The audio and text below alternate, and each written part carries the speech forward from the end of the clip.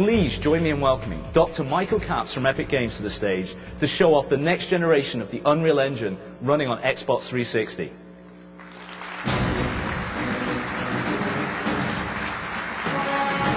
Michael, great to have you. Thanks, Chris. And I'm going to leave the audience in your capable hands. I'll do what I can. I appreciate it, sir. Totally have to buy a Zoom now. Okay, I'm Mike Capps. I'm the president of Epic Games. I hope there's a few Xbox fans in the audience today. Not one? All right. But you may remember a game we made for the Xbox called Gears of War that we did with Microsoft. We've had really good success. Thanks. I'm kind of proud of it. So we've had really good success with Gears and also Unreal Tournament. But as Chris mentioned, that's not all we do. We make the Unreal Engine, which has won the Game Developer Magazine's Frontline Award the last 3 years running. So it's been about a year and a half since we made Gears of War and launched it, holiday '06. A lot of people still consider Gears to be sort of the high watermark for technology and video game graphics. But we've been pretty busy since that 18 months ago when we launched the game. We've added a lot of awesome new features to the Unreal Engine, and we've really optimized it for the Xbox 360. So I want you all to do a little thought experiment and imagine what Gears of War might look like if we were to launch it today. And I'm going to bring Tim Sweeney out. He's our CEO, and he's going to give you a glimpse into that future, tell you about the Unreal Engine. Thanks, Mike. So now we're going to show you some of the things we've been working on since we shipped the original Gears of War game. We never stop working on new features in the Unreal Engine. It's always a work in progress. We're always adding more. So one of the major new things we've added is ambient occlusion technology. This technology enables us to add much more realistic dynamic shadows to scenes using a pixel shader technique. So a pixel shader traverses every single pixel in the scene and looks at how light reflects around and uses that to generate much more realistic shadow highlights on the objects in the scene. So you see much more definition in individual objects and they pop out from the backgrounds. This technique works for characters as well. We've done significant work on the character pipeline. On the left here you see Marcus Phoenix as he appears in Gears of War. And on the right he's being rendered in our new character pipeline. You see there's much greater contrast in the shadows, much greater specular lighting bouncing off of the thing. You see a lot more detail in the character overall. It is also a lot more efficient and enables us to render a lot more characters in scenes.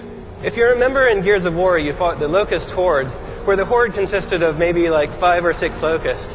But now we can really build scenes containing hordes of creatures. And here we have over 100 creatures running around in real time using flocking technology.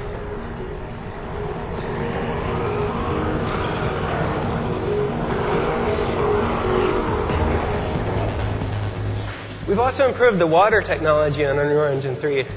Besides the realistic water physics simulation running underneath, we also have realistic specular and environment reflections bouncing off of the water. So it captures much more of the realistic liquidy feel you see there. We also have more dynamic interaction with the water, so more realistic sound effects, more realistic splashes using particle systems. And this scales to very large environments. So you can build your game taking place on a deserted island, or you can build that jet skiing game you've always wanted to build using Unreal Engine 3. The engine now scales to much larger scenes like that. Now, Matinee is the system we use to build all of the Gears of War cinematics, the real-time cinematics that play back in engine. We've substantially improved this to give artists movie director class control over all of the objects in the scene, over cameras, over cuts, and we have a real-time preview now in engine that gives you all the visual effects of the real cinematic at a level that's not even seen in Hollywood now in their preview tools.